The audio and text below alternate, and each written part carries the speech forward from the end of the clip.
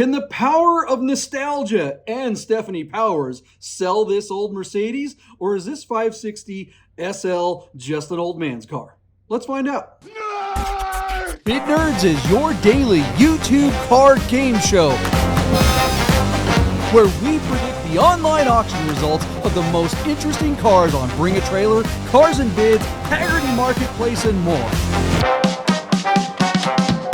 It's just like the Price is Right game show. Play along and see if you can beat the nerds. 1989 Mercedes Benz 560SL that is on Bring a Trailer. JP, I just took a look at this car and it was so radwood and so 80s, and Yes. it's a nice color combination. Smoke What? silver It's metallic. not an EV? Is it electric? Yeah, It's got to right? be electric, can right? be. Come on. It can be. Smoke silver is one of my favorites. It's kind of a champagne exterior, and then it's got a burgundy, or what we used to call ox blood leather interior. The 15-inch wheels. This is the biggest motor they put in the car. Let me see if I can find the specs on it real quick. If it says this car used to make 227 horsepower and 279 pound-foot of torque. These were not quick cars, but these were really comfortable cars. Like, you could drive this car with your elbow out the window and one finger on the steering wheel at like 100 miles an hour and get from Seattle to California in just a full day's drive and feel refreshed. Just really nice car in exceptional condition. Did I mention this car only has 15,000 miles from new, and it's one family owned out of Oak Park, Illinois. So just a really exceptional example in a very nice and less common colorway with wonderfully low miles. I thought we could take a look at a car that was never a sports car. It was never a car that probably even appealed to kids, because when we were young, JP, the only guys that were driving these were still silver foxes, right? I mean, this was the ultimate Beverly Hills car or the country club car. My dad had a 380 SL when I was young, and I did like the car because it was convertible. And my dad, like you, JP, never put the top up. It would literally have to be raining for him to pull the top up on the car. And so when I was adolescent and then a teenager and then ultimately got my driver's license, my dad had a 528i BMW and he had a 380 SL. Those were his two cars. And I just thought they were the coolest. So I do have a soft spot for these cars, but I don't desire to own one, but it just brings back good memories from me. So this was the creme de la creme. This was the top of the line for the 17 years that they made the SL. I send it over to you. Any experience with this platform car? And what do you think of this? I know it's a little stodgy for you, but I wouldn't be surprised if you also shared an affection, if not a desire for one. The R107 platform, the creme de la creme, the 560 SL with 15,000 miles. What do you think, JP? Definitely had something for the Stefanie Powers there, that's for sure. Heart to heart, you got it. It's the ultimate wife's car. It looks like Anthony, you were saying you want to buy one for your wife. Is Gerd hanging out in the chat? Gerd was on here last Sunday hanging out with us. He bought one for his wife, and they bring it to Cars and Cafe all the time. You know, Cars and Cafe is for classic Porsches, but if you've got some classic Euro like this, we're definitely putting you right up front. You bring anything. You bring anything to car. I know it's a Porsche show, JP, but I've seen you time and time again. Just anyone that shows up with anything cool, and there's no way Deeb's that different. Just bring a cool car, or just bring the family to Cars and Cafe. Which happens to be this weekend, isn't it? Is it this weekend? No, that it's is not. No, just it's not. No. It's 2 weeks. The last 2 weeks. the Okay. Yeah. It's Don't New do Year's that to me. Eve, right? It's New Year's Eve. Yeah, New Year's Eve yeah. morning. Okay. Phew. Thank gosh. I was like, oh my gosh, I gotta promote Don't it. scare me. Yeah. 'Cause I'm not doing mine this weekend. So yeah, if you're anywhere near Las Vegas or the Bay Area, that is just a great chill time. Well, yeah. And Before coming we to get to Seattle? bids, we should talk about that real quick. Are we going to do a show? We're not going to do a show Christmas Eve. Do you guys want to do a show Saturday night or something like that, or should we just wait till Wednesday, the following Wednesday, like we normally would? Well, we going to what's just the skip the holidays? holiday one? What's the nerd herd say? Nerds, do you want to see a Saturday before Christmas Eve? And we're gonna have the same problem a week later on New Year's Eve because we have Cars and Cafe, and we're not gonna do a show that night. So maybe we do maybe we'll do a Yule log episode or something like that. Maybe Grinch Deeb won't do a show, but maybe Wade and I'll do a show or something like that Sunday night. I don't know. We'll a see. fruitcake show? A fruitcake Wade's show. got a girlfriend. He's not available. I promise you that. Is she here? Is she Not coming in? until like 29th. Not till 30th. New Year's, So right? Yeah. I'm So all yours, yeah, all there you go. holiday. All right. So maybe we'll do a Christmas Eve nerd show. We should have wore Santa hats tonight or something. I guess. I don't know. If you guys wear ugly knit Christmas sweaters and do a show on next Sunday night, I will be. I have a jealous. Porsche Christmas sweater. All right. Challenge accepted. Mental, are you in? Absolutely, yes. Christmas Eve episode, really? Oh my God, you guys are killing me. All I will right. not, unfortunately. Yeah, I'm All sorry. right. All right. No. Well, and we will have a early specially curated Christmas selection of cars. All red convertibles. Ooh, I love it. I'll pick the cars for you guys. I'll pick all red cars. All right, let's get to some bids. How much is this little Benz going to bring? All right, JP. So with 1 day to go, our car closes tomorrow. It's already at $28,900 on 17 bids. So this particular car is getting action. Now, listen, there are a plethora of these SLs in the marketplace, and honestly, finding an exceptionally clean car with 15,000 miles is not difficult to do. There are a lot of older people that bought these cars and put them away. That being said, They're like Corvettes.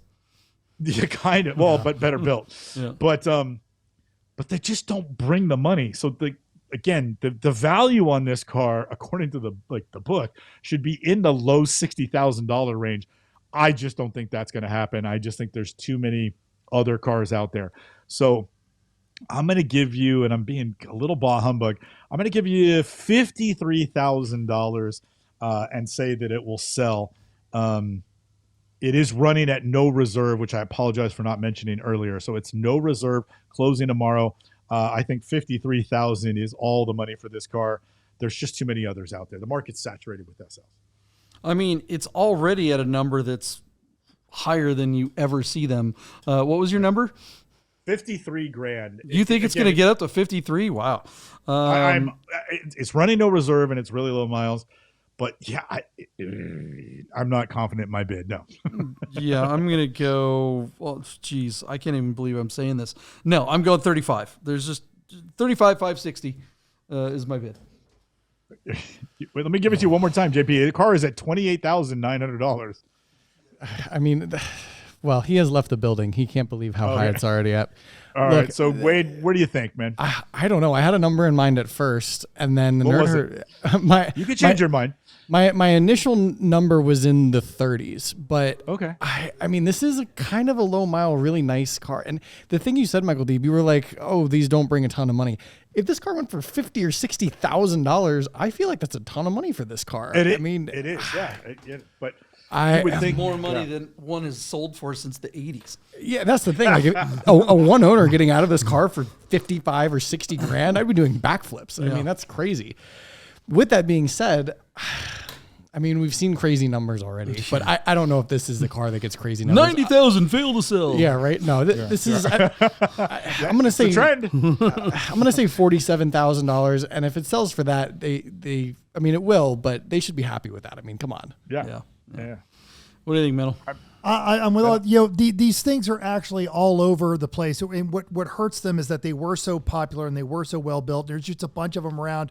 You can still find some questionable examples around here for $5,000 because that's the kind of stuff I look at. Well, no, but if it's a running V8, because those V8s are bulletproof engines, this is an exceptional example, but it's not rare enough that someone outside of just a hardcore Mercedes nerd is going to get that recognition that, oh, look at that very rare car. It's like, oh, and they ran this body style for 14 years, that, the 107. So it's a long-term thing. I'm just going to say 47.5. Well, we're disappointing Buddha because he thinks it's going to go for 70 grand. What the hell, Buddha? Is the trunk full of crack? I'm sure if he wrote a check for $70K, that seller would happily take him up on that. So if he wants it, they delisted immediately. I mean, if that's the case, I'm buying all of them right now. I'm not saying that word, Anthony. Go ahead. What we love about Buddha is when he loves a car, he's a full laydown. Like, he's just across the hood. He's like, what's it going to take for me to take this car off? It doesn't even have ball sack leather. Well, if your sack is that color, go see a doctor immediately and discontinue use. Get more ladies. Stop taking Viagra. Hey guys, I gotta tell you about our friends Godden Porsche of Las Vegas and Godden Classic. If you're looking for a new Porsche or a classic, you gotta call our friend Steve at Godden. Save yourself the hassle of screwing around with all the auctions like we always talk about, and just talk to Steve. He'll find you the classic Porsche you're looking for. Godden Porsche of Las Vegas.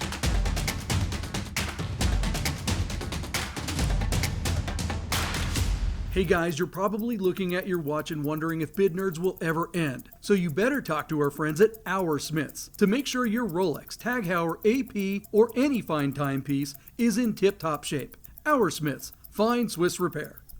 All right, JP. We also looked at a 1989 Mercedes Benz 560SL. God, it seems like we did this car a month ago. Yeah. This was the smoke silver car with the, I like to call it oxblood interior. They call it burgundy leather. Just 15,000 miles. The 560, the 1989. That's the last year of the R107 platform. That was the biggest motor. This car looked to be in exceptional condition. The hell was that, so I thought this car was going to moonshot, and I could not have been more wrong. So I came in at $53,000. JP, after you stopped laughing, you said $35,560. Wade said $47,000, and Mental parked right over him at $47,500. This was a no reserve auction. I thought that would help. This was an exceptionally low mile car. I thought that would help. I got no help, nothing whatsoever. Our car sold for just $30,750, which is about $4,000 under your bid, JP. You won that one, but my question to hold you on. right off the bat. Wait a second. Hold on now. So, all right. Wait. Hold on. Because I looked at this spreadsheet before we went on the air when you were diddle-dallying, whatever you were doing, gallivanting. Yes. Skirting your responsibilities as a Can I co-host just of the cut show. to the chase? And I accidentally wrote Mental. You're gaslighting me here, man. What's going on? I'm like, wait a minute. I'm bad at math, but I think I won that one. Well, so what happens give is, it to someone else. what happens, JP? Because people don't realize you have a whole war room in there with these big screens. I got this little tiny, effing MacBook, and so if I don't have the names written over the columns, I just glanced at the last column and I was like, so it sold for 30,000, and I had already written 30,000 in the last column over, and I thought it was Mental, so I was like, oh yeah, Mental won that one. If my quick reflex was correct, I should have also recognized that in my mind he got a Yahtzee, but that didn't register either. So I wrote the wrong name in. So as I logged in here and I saw all the question marks you put next to Mental's name, I was like, all right, who else won that one? I'm like, oh, JP won that one, and I fixed it. So yes, John, you won that one. My first question to you is this: is at $30,750. Do you think the seller regrets letting it go no reserve? Do you think that went for less than he was or she was expecting for putting the car up no reserve? Like, everybody that puts the car up for no reserve is expecting some dollar amount and hoping to at least clear some dollar amount. Do you think at just $30,000 for an exceptional car, this person is going to the bank with their, check or wire or whatever it is going, so I bet you I shouldn't have put it on. I mean, that's a lot more than any one of these has gone for in a long time. You got to wonder if they're realistic. They're pretty happy with that result, I think, especially in the middle of winter, heart to heart, right? Stefanie Seymour, is that her name? Stefanie Powers. Stefanie Powers. Sorry, wrong. She's driving one of those Mercedes. It's a difference, honestly. Who is old enough to be Wade's grandmother, by the way? Yeah. I don't know. What do you think of that, Wade? Do you think they're happy? I can't imagine why they wouldn't be. I mean, this is $30,000 for an old man's old Mercedes, really. I mean, from a perspective of the average person, except for Mental. And look, I have my Mercedes shirt on today, okay? I come from a perspective of love. No respect. At the end of the day, I mean, this is somebody who sold an old car for more than $30,000. And yes, it was well maintained, super low miles, and it's a unique car for sure. But I mean, you got to be okay with this result. How much more could you possibly want? Because the pool of people who want this car is Mental and then the person who bought it. and I feel like that's got to be it, right? All right, So- hang on one second. And only one of them has the money to buy it. Yeah. Hang yeah, on, mental. yeah. Let me start here because Wade, what you have to understand is in 1989, if you had $60,000 or $50,000 burning a hole in your pocket, you were looking for a very cool sports car, you could have gone and bought a 1989 Porsche G-body Cabriolet with a G50 gearbox, or you could have gone to the Mercedes dealership and bought this. Both of those were kind of like the car to get in those days. And so this car with 15,000 miles on it. In what year, Deeb? Are you 1989, the year that this was new. Yeah. So there were people in Southern California that were choosing between that car and this car, even if you just say it's a Cabriolet. But if this were a 15,000 mile 911 G50 Cabriolet, it would still be like $120,000, $130,000. It would be worth 100% more than the sticker price of this car. And this car is worth about 50% of the sticker price of this car. And while Wade's like, oh, he's lucky to get 30 grand, it's just some old car. Well, no, in 1989, these two cars appealed to a particular person's by status. saying 1989, you're underscoring his old car bit. Well, yeah. Look, I agree with I totally agree with you that the 89 911 versus 89 one is worth a hell of a lot more than the other one. But particularly in 1989, did we lose Deeb? Either he got so mad at us. He just dipped out. He didn't want to hear your point. Yeah, I mean, I don't even want to hear my point. Look, I'm sorry, but yes. Go on. In 1989, no one was looking at this car. This car was long in the tooth, and in 1989, everyone knew what the new one was looking like. Yeah. And the 1984, everyone wanted one of these. Right. The new one, what is it? The R129? Is that what it is? You guys are Mercedes heads, right? Okay, let's see if we can get Michael Deeb back here real quick. Yeah. Sorry, guys. Yeah, no worries. I have do not disturb on, and so that means the telemarker called me twice. Oh my gosh, drives me nuts. Sorry about that. So anyways, my point is, pitching. Yeah. My point, Deeb, was that I agree with you that there's obviously a big price disparity between the two, or delta, but no one in 1989 wanted this car. If you wanted a 911, you were looking forward to the 964. Everyone in 1989 was looking forward because the 911 was around for a long time and they were updating it and everyone was like, yeah, I can't wait for the 911. Anyone that wanted an SL was looking at the new SL, which was also, by the time the 89 came out, everyone knew what the 90 was going to look like. And that was a spaceship compared to this car. This car looked identical all the way back to what, 83 further? I mean, 70. it's like 73. Sorry, 70s, my bad. Yeah, even further back than the 911 did. Right? So I mean, both these cars were really, really, really long in the tooth. But everyone, nobody by 89, this car was like, okay, they're obviously trying to get rid of the last ones, and the last one was the best one. It had the best powertrain, everything like that. But this thing was an old, antiquated tank compared to what the new thing looked like. And it's hard to explain how big a deal the 1990 R129 Mercedes SL was back then because it didn't look like anything Mercedes had ever made. Mercedes was an old man's car. And you remember that, right, Deeb? I mean, and again, similar to the Porsche, I'm having a hard time differentiating the point you're trying to make. They went away with impact bumpers and integrated them into, the body point. color. This doesn't look. This car doesn't look anything like the previous car at all. Right. Whereas the 911 did. That's why the 964 was kind of a failure because it was. Most people at the time for Porsche were like, they're just putting lipstick on a pig. It's the same damn old car, even though it was drastically different, even though it was a huge leap forward under the hood, it just didn't really look that much different. You're right. It had the impact bumpers and stuff like that were gone, but the 129 Mercedes was a completely different car from every aspect of it. It didn't look anything like the old one. So I think this car was DOA at the time. So I don't know, but you're absolutely right though. If you had spent they were about the same money, a 911. And you remember too, Deeb, that the 964 was an 89 model car. So the 964 was on the showroom floor at the same time as this thing. This thing looked like something from the 70s, where at least the 964 looked like it was something new. I don't know. I'll give you that. All right. We went long on that car, but yeah, Mental Mental didn't get to chime in, and he's a big Mercedes fan. So all right, Mental, what do you think?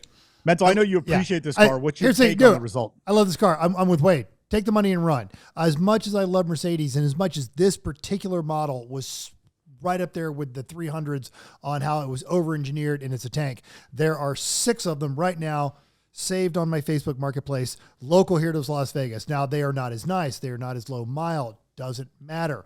If you want, blue chip collectibles, they have to be differentiated visually and in other means so that people can show them off. And while this is the finest example of the kind, it's only going to appeal to what Wade said, me and the person who bought it, because we know what it represents. But neither one of us would think of it as an investment. And that's always going to keep it low. When I can find cheap versions that look like it around me without putting forth this much effort, it's always going to hurt the model of car. Go all the way back to that Type R we looked at a few months ago. Buddha says one sold for a couple days before this for 40 grand. It did. Yeah. And that person was also lucky to take that money and run. Was it a different color? Or I mean, I wonder about what the spec on that. I mean, that's a big delta. 10 grand and maybe and really, 40 really grand. low miles maybe, or higher. Well, this spec. one has low miles. I mean, this one only has 15,000 miles. Yeah, this is super low. I don't know. I like Anthony's take. He's like, yeah, but the people that want this, they're the Velcro shoes kind of crowd from Florida. That's true. What do you guys think of the results Depends. of this? It depends, right? Of this, you could get a lot of depends in the trunk of this car, and especially if you save 10 grand on this one versus the one that Buddha found for 40. Do you think this car was a steal? Do you think that the seller should not have let this car go no reserve? Should they have had a reserve, and should it have been much, much higher? Let us know in the comments below. Let's see here. Anthony, Go ahead. Anthony says that I feel like the seat of this car has seen a lot of old man wet farts. Wow. Thank you, Anthony. Yeah, let us know what you think of the wet accurate. farts. I and want to be mad at him for that, but damn it. Where's Sahan? Where's my Mercedes Mafia? Yeah. Let us know what you guys think of the results of this Mercedes in the comments below. Hey guys, thanks for watching this clip of the Bid Nerds podcast. Play along with us live every Sunday and Wednesday night at 6:30 p.m. on YouTube. And see if your bids stack up to the rest of the nerd herd in the chat live. Thanks for hanging out, and we'll see you on the next episode. Nerd! Get those nerds!